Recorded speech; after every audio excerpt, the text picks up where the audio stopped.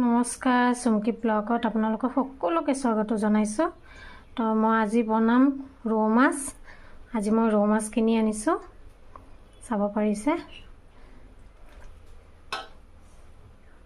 ইয়াত মই এটা নিমখ হালধি মাখি লম, মাখি কিনে ভাজা বহাই দিম। এয়া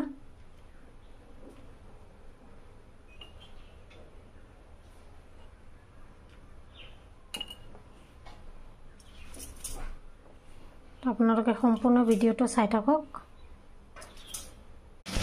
এইপিনে মই মাছখিনি বহাই দিছোঁ ভাজিবৰ কাৰণে। এইপিনে মই মাছখিনি ভাজি লৈছোঁ।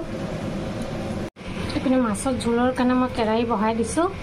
মাছ ভাজা তেলটো দি দিম।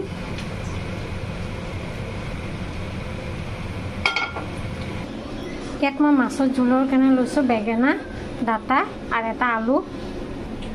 ইয়াত লৈছোঁ মছলাৰ কাৰণে মই এটা বিলাহী কাটি লৈছোঁ, কেঁচা জলকীয়া, আৰু ইয়াত আছে আপোনাৰ ধনিয়া গুড়া, জিৰা গুড়া, হালধি গুড়া আৰু কাশ্মীৰী লংকা গুড়া।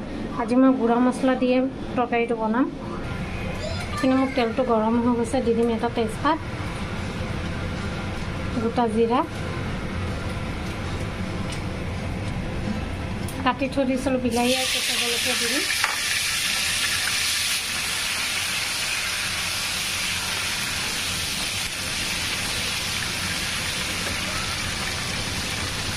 মছলাখিনি দি দিম,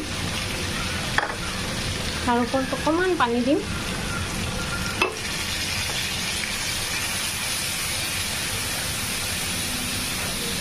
মছলাটো মই অকণ ভাজি ল'ম।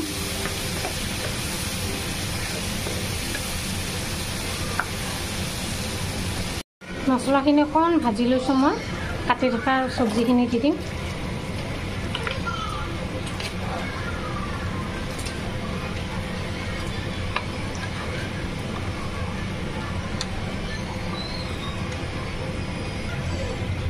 ইয়াৰ ওপৰত দি দিম নিমখ,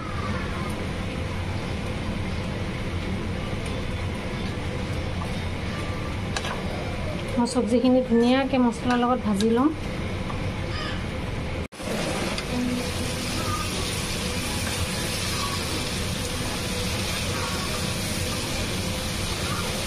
মোৰ চব্জিখিনি ধুনীয়াকৈ মছলাৰ লগত ভাজা হৈ গৈছে। পানী দি দিম ইয়াৰ ওপৰত।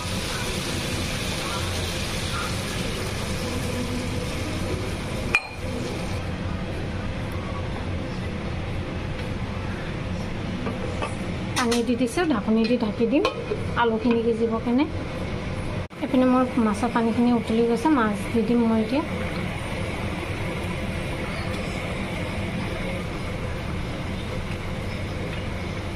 এইপিনে মোৰ মাছৰ জোল হৈ গৈছে, ধনিয়া পাত দি দিম ওপৰতে।